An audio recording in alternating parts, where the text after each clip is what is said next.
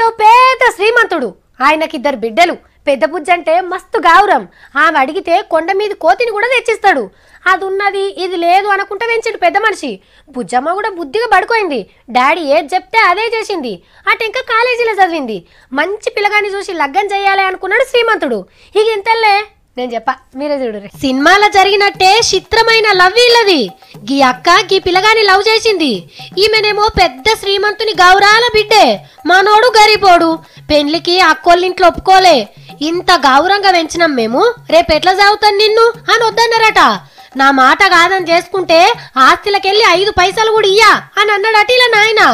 నాకు ఆస్తి కంటే లవ్వాడిన పిల్లగాడే ముఖ్యమని ఇంట్లోకెళ్ళి వెళ్ళిపోయింది. ఇద్దరు లగ్గం చేసుకొని నిమ్మలంగా బతుకుతున్నారు.